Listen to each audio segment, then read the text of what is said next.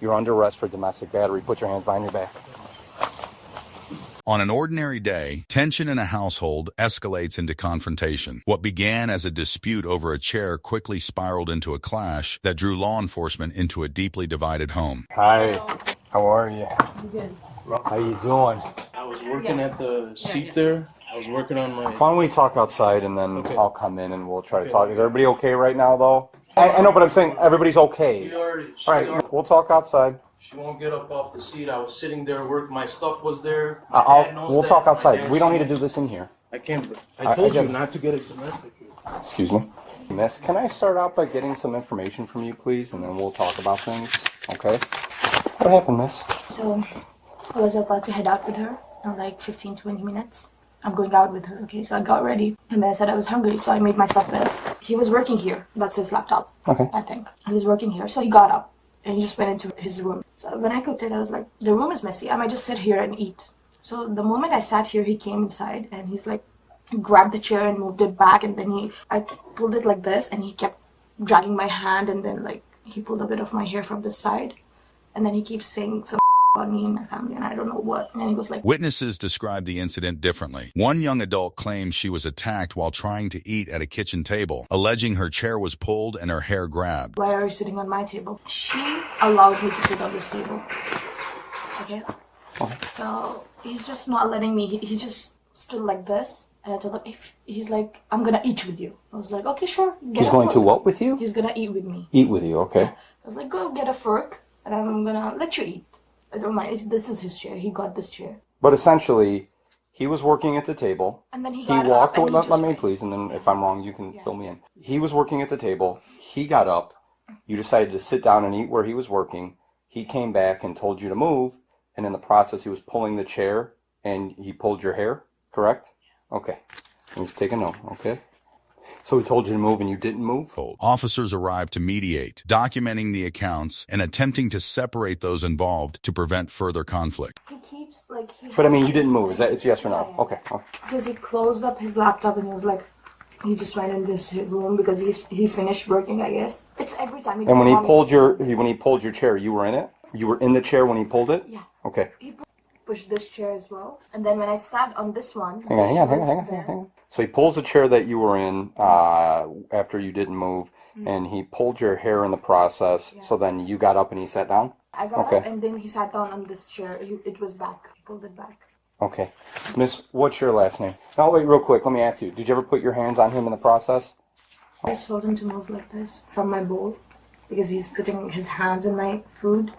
Do you need paramedics at all? Medical attention? No, not really. Okay. She did not let him get that much. I'm just asking. You don't need paramedics? Okay. Let me look at you. I want to just move your... Okay. Family members recount the scene from their perspective. He pulled your right arm? When did he do that? When he came in, he's like this. Okay. Before, when I told him to move his hand from here and I... Was that before he pulled the chair? Yeah. Okay. He did this first and then he went back and pulled the chair. Miss, can I get some information from you, please? But you said you never put your hands on him in the process. I removed his hand from here so that he doesn't touch my... You just moved his hand away from... Yeah, okay. Miss, what is your last name? What happened? So... Did you witness all this? Yes. Okay. We were just cooking here, and then she said she will eat, and then we can leave. I had to go to work. He wasn't even here. He left in the room, and then right when she said, "Can I sit here and eat?"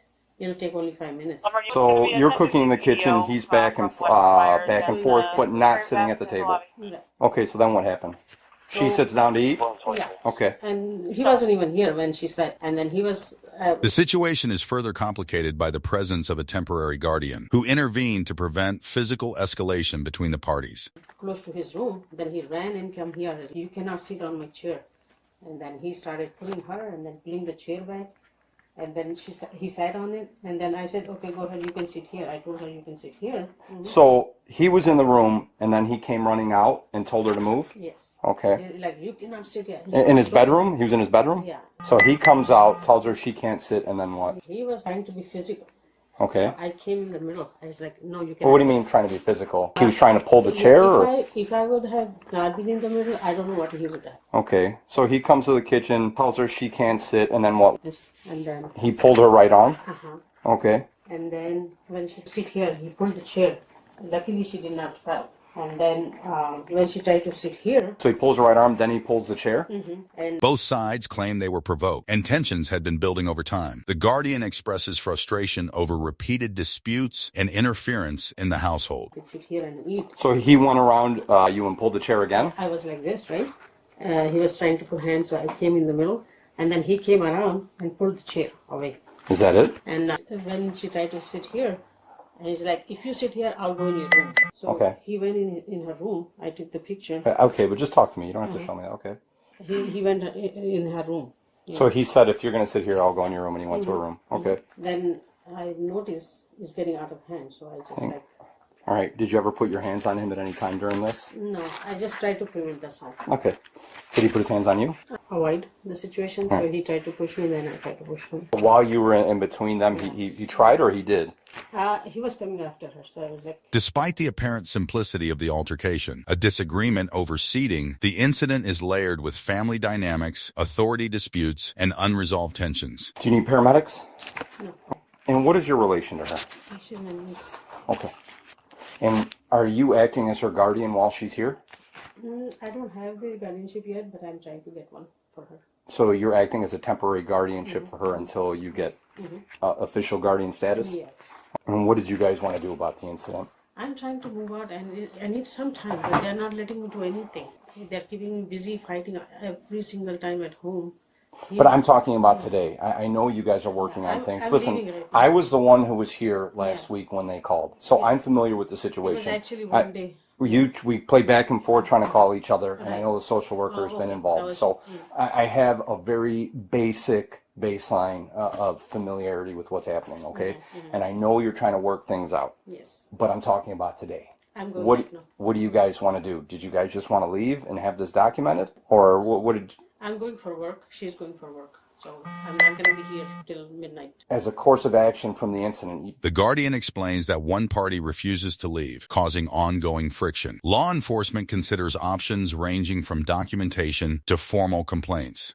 what would you like me to do? Last time we told him to just stay away. When we are here, he can be in his room.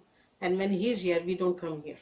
But he's like trying to interfere every time. So do you want me to document the incident and tell him to just stay away and stay in his room? Yes. Okay. Okay. And did you witness any of this? Yes, before I went to Washington, they were made up all stories. I'm sorry? They made up all stories and said, let him get arrested. That's why they... Let me hang on.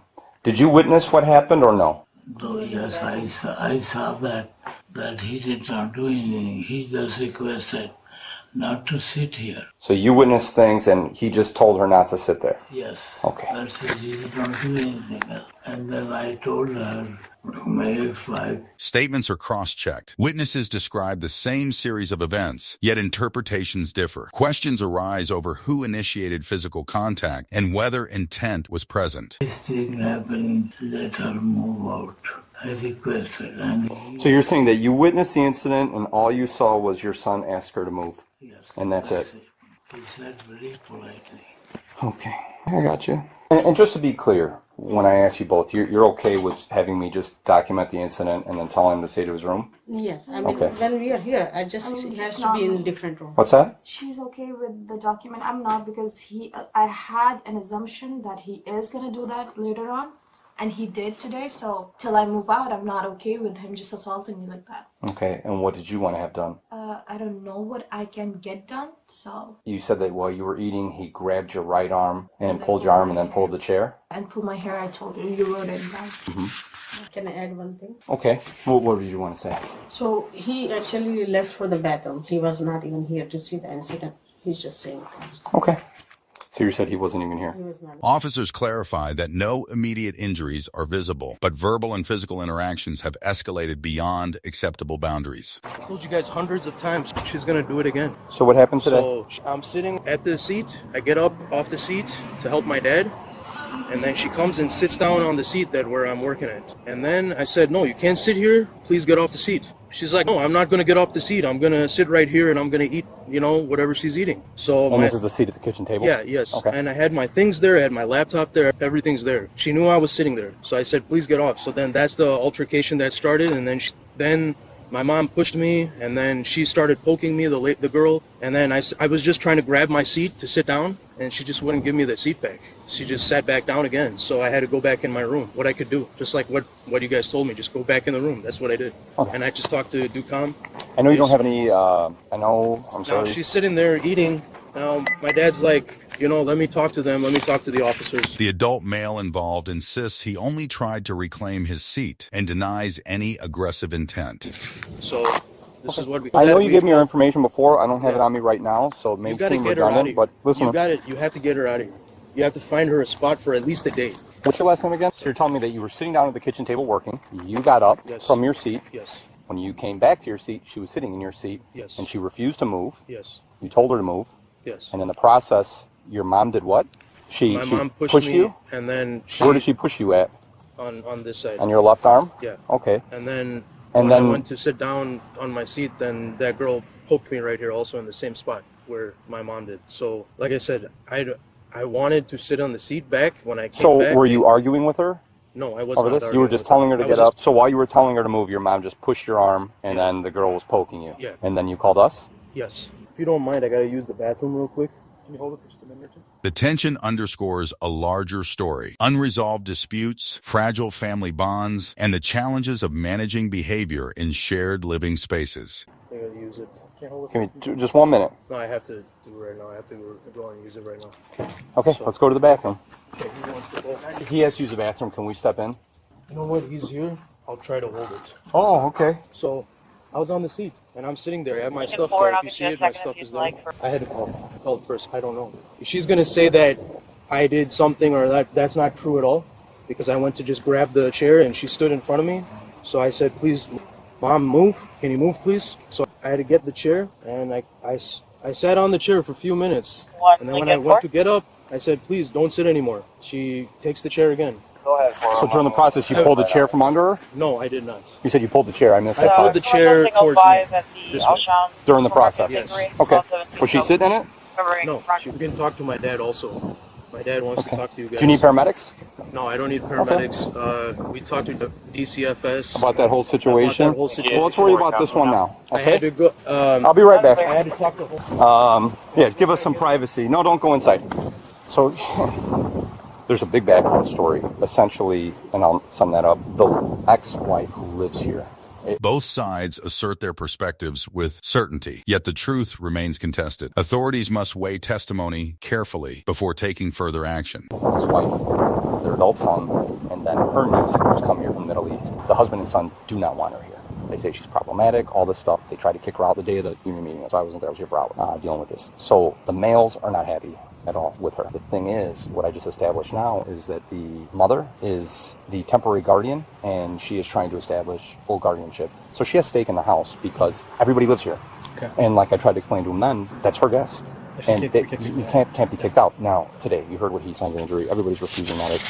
So I'm thinking right now, if the girl wants to pursue an 03 for grabbing her, I mean, I know this is wildly petty, over a chair. But here's the other thing is, she's a juvenile, and typically you would say that the parents have stake in it because it's like, who's going to take you to court? I'm the one that's got to take you. Like, I decide what's best, but who's obviously cognizant and aware, you know what I mean? Can't pursue a complaint. No, she could pursue a complaint. You know what I'm saying? I would say, But you see, go to your room, you go to your room. It's a volatile situation because they do not want her here, and it's very clear that those two are ganging up against the other two.